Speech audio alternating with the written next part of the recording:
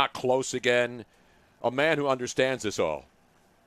And you know why, Harry? Not only is he a great baseball writer, not only is on Sunday Night Baseball on ESPN, but he went to Vanderbilt. That's right. And when you talk about great baseball programs, you have to start with the Commodores down there. No question. And let's go to Buster Olney from ESPN, who joins us right now. So, Buster, now it looks like we're back at square one. Both sides hate each other again. Just when you thought it was safe to go out there and start getting the pitchers warmed up for 3 weeks, we're still at ground zero here. Yeah, it'll be interesting to see where they go. And just to put this into context, and I'm not factoring in, some of the smaller ancillary things like how much the players would get out of the bonus pool. But when you really look at where the two sides are, the players now, and Tony Clark just put out a statement a couple minutes ago about the 70-game proposal they of course want full pay. The owners offered or discussed anyway a proposal with 60 games at full pay. The difference between where the two sides are is it roughly equivalent to Steven Strasburg's contract. It's a $50 billion industry, and the incrementalism has gotten to the point that they're haggling over the same amount of money that Steven Strasburg gets in his deal. It's insane. The sport is burning, and you just keep on waiting for somebody to grab the hose and put it out. I agree with you, Buster. I mean, yesterday we thought they were close. They met. They got together. Tony Clark and Manfred met in Arizona. They came out smiling. And then all of a sudden this whole thing blows up again. And, I know people are going to say, oh, they're going to go to watch it. But when do we get to the point of no return? Because days are clicking by, and they say they need 3 weeks to get the guys ready. There's no setup on where they're going to play. Are they going to play in their own buildings? All of the other stuff. The ancillary stuff hasn't been figured out if they can't even get the nuts and bolts down. So when is the drop-dead date in your mind? Yeah, and your point is absolutely on the mark because the financial issues in this thing are the Mount Everest of this conversation. Right behind it is K2, which are all the health and safety protocols, and that's going to be as challenging. As staffers at the team level have been saying to me for weeks, we could do all this, and the whole thing could be derailed if you have a spat of infections, and you're going to have to train people. You're going to have to get people in place as the second spring training begins. I mean, quite frankly, the clock needed to be started 3 weeks ago, which means that they really need to get a deal done now, like in the next 24 to 48 hours. And at some point, you keep on waiting. And I've asked this question of folks on Major League Baseball side, because let's face it, in the current context, with the owners having the greater access to wealth, with them being the long-term stewards of the game, they're the ones ultimately who, in this moment, have to push it across. And I keep on asking, okay, who's the guy among the owners who's going to shake the other owners by the collar on a Zoom call and say, guys, what are we doing? We need to move this sport forward. We need to get a deal. We can't have this incrementalism. Let's finish this thing. And I was told by a number of people the same answer, which was, I can't identify that guy. That's a serious problem. And we're going to find out here very soon whether or not they do have that large, big picture sensibility. Nice K2 reference out of Buster that's there. Absolutely phenomenal. At Buster_ESPN on Twitter. Is it too simple, Buster, because I'm a simple guy, to just say, well, the MLB's at 60 and 100% of the prorated salaries. The Players Union says 70. Let's meet somewhere in the middle at 65 or 66 and get this thing done. Yeah, there are people that I talked to yesterday who believed that that's where this thing was going to wind up, was somewhere in the mid-60s. And maybe, these two sides, Rob and Tony, with these respective proposals are sort of setting the parameters for that. Yeah, I mean, we've heard in recent weeks that there are owners who are ready to blow this up this season. It's not close to majority. It's just a small handful. I was told and reported 6 in the month of May. You hope that there are people on the owner's side who can essentially shout down some of the hawks who want to go to war over, the addition of 5 or 6 games to the proposal they gave the other day. I mean, again, think about what the small amounts of money that we're talking about measured against the backdrop of what the overall industry is valued, and the damage that they're taking on day after day after day by dragging this thing out. Look, if in fact they reach an agreement, the first question that's got to be shouted to Rob Manfred is, where was this compromise 5 weeks ago? It has made no sense with how this has played out. No, you're right. Buster Olney of ESPN. Jason Stark nailed it yesterday. He even broke it down. 66 games is perfect. Then you have mathematically, he's much brighter than I am with math, but he figured out how 66 games works perfectly because the numbers are all divided. Harry, you had it broken with the down. Division The and division the games. interleague and so forth. Yeah, I mean, 66 is the perfect number. If Jason Stark and baseball writers can figure it out, why can't these guys in charge sit down and say, hey, you know what, that makes sense? Yeah, well, I really think it's because baseball management in the last 10 to 15 years really has been overcome by this incrementalism. The Astros being the classic example of it. Extreme tanking, where they finished 2013, guys, with one player on the team making over $1 million. Service time manipulation, guys like George Springer, keeping him from reaching free agency by a day. The trading for Roberto Osuna off a 75-game domestic violence suspension because he incrementally improved their bullpen. That sort of mentality has really crept into baseball versus the people who might look at it, I think, big picture and say, how do we grow this game? How do we move it forward? Because as this is played out, it's maddening to look at the whole product and say, they're not building anything. They're not growing anything. They have this incredibly toxic, unproductive relationship with the union leaders, which, by the way, the union leaders have contributed to that with some of the things that they've done over the last 5 years. But the bottom line is it's so destructive for a game that needs to be growing its audience, not turning them off. Yeah, I saw a breakdown yesterday about the average age of Major League Baseball fans is like 57-year-old men.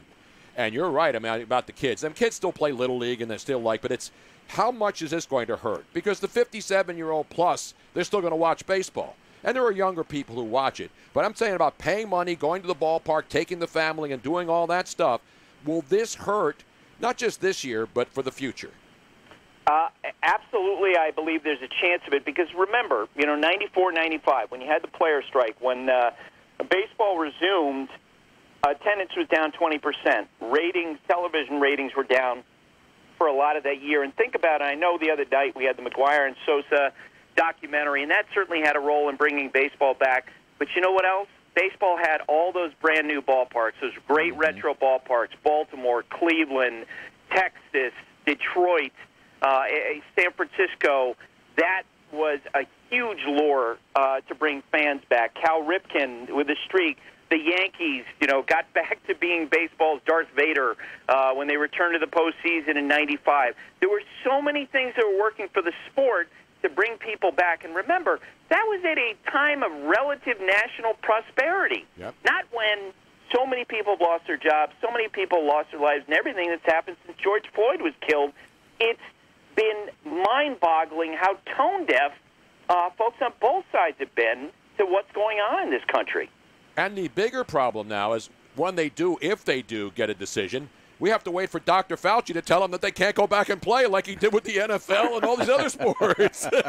Well, at least if they get an agreement, at least they can say at the end of the day that they tried. But I don't know why they didn't get to this point 5 weeks ago, and to understand, because let's face it, even if they do come back on July 19th, which is the date that Major League Baseball suggested, or July 16th, which is what the Player Association is talking about, think that about all that's already been squandered, the opportunity to own the sporting stage in early July, the opportunity to completely rebrand the sport, to engender the goodwill of fans in the way that it did, and I was covering the Yankees for the New York Times at the time, after 9/11, to be the daily distraction. Instead, it's become a daily source of frustration with with how these negotiations have played out, especially the owners in the last 5 weeks. Yeah, they really blew the opportunity now, I guess, to get July, all on their own, or at least they're blowing it. But the idea of putting the DH now in the National League for the next 2 years,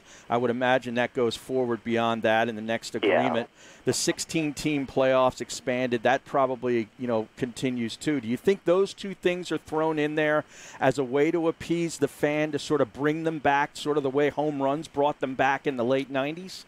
No, I think those are more. Yes, on the addition of playoff teams. Yeah, when the idea was sort of first leaked out in early February, I think that was Major League Baseball's effort to not only increase revenue but also to especially give more hope to fans of small market teams.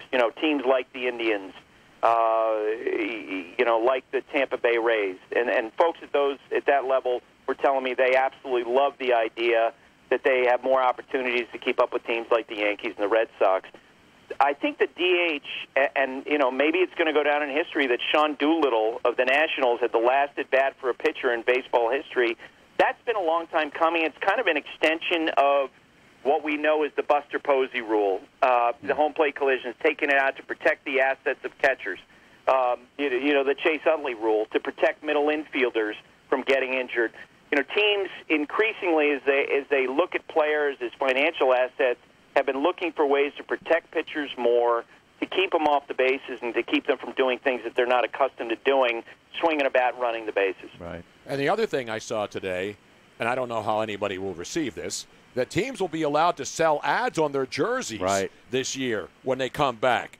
Now, who does that benefit when there's no fans in the stands? I mean, the games will be on TV. Right. So who makes that money with ads on baseball jerseys? And the funny thing about that is that's been in the works for months.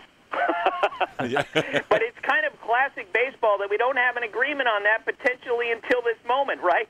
Jeez. I mean, that thing, and let's face it, it's an effort to make more revenue. I know there's some old-school baseball fans who are bothered by that. For me, it's kind of a shrug of the shoulder because I feel like it was inevitable with all that we've seen, especially with soccer. Exactly, and then you see NBA players have little, Yeah, they got to. I don't have a problem with that. It's not like they're wearing. It's not like the old days when Ted Turner owned the Braves and he had Andy Messersmith have Channel 17 on the back of his jersey. You remember those days, right, Buster? Well, what was the movie in the Bad News Bears? What was the name of the team? Where he actually had it was like Chico's Bail Bonds? Yeah, yes, Chico's Bail Bonds. Exactly. That's great knowledge. At least there. we don't have that. Yeah, Andy Messersmith was a free agent pickup by the Atlanta Braves. Yep. And Ted Turner had him on the mound because you always saw the back of the pitcher, and instead of saying his name, it just said Channel, and his number was 17 because that was the superstation in the beginning. Awesome. TBS. 100%. That's exactly what happened. That's what's good about old school baseball chatter. It's like sitting around on Whale Beach down in Clearwater with the old Phillies writers and all the guys down in Florida. Last thing, Buster. So if they get this done, and hopefully by tomorrow or Saturday or whatever, where will they go back and do spring training? I think it's going to be different for different teams. What I've heard is that, and let's face it, again, speaking of K2, they have to work around whatever the local rules are regarding the coronavirus. And if a city is shut down or a state is shut down or locked down because of these spikes in numbers, then they're going to have to move. And so they're going to be, kind of roving bands of ball players according to what's available to them. I heard yesterday from agents there was talk that some teams will begin to work out at their home ballparks, and then if they have an accessible spring training site, maybe they use that. But you guys have seen the spikes in the numbers in Florida. Maybe you're not going to do that. Maybe you're not going to go to Arizona where the numbers have taken a big jump, and maybe you're just going to try to lock down in your in the local ballparks where they play during the regular season. We need more hubs. We need more hubs out there. We need more bubbles. More bubbles. Can we get bubbles? We can get things built in a couple days. We need to start building bubbles out there. It's something. As Dr. Fauci said, with the football teams needing to play in a bubble, that's what I do think it's good that they, eventually I think they'll work out something where they'll at least try to play, but then you know what? The bigger challenges might be ahead. Ladies and gentlemen, there he is, Buster Olney, just as confused as we are, but he has to check on this like every 10 seconds, just like we are. Yep. We're waiting for statements from Manfred. We're waiting for statements from Tony Clark. And all the writers are sitting around saying, and reporters are like, what the hell is going on? So when, but I need you to put your baseball tonight hat on. When will this get done? Hunch. Guess. And I'm just guessing. My feeling is they're close enough now where they're going to be punching and screaming and hitting each other and go across the line the next 48 hours. So you think it's done by the weekend? I do. I think they'll work on a framework because they're close enough. And although I would say this, I wrote a column over the weekend about how I feel like that as we watch this play out, it's like watching dumb, smart people. And you just can't underestimate the impact of dumb, smart people. That's a good one. Can I write that down? I'm going to put write that that on. down. I'm going to put that on the wall. Well, that was the hashtag they're saying that might have saved the whole thing is when and where. Yes, when and where. When did you know? Who do you know? And when did you know it? Or something like that. I don't know. There's a hashtag out there. Wow. Buster, always great to talk to you. Thanks for your time, sir. Thanks, guys. See you.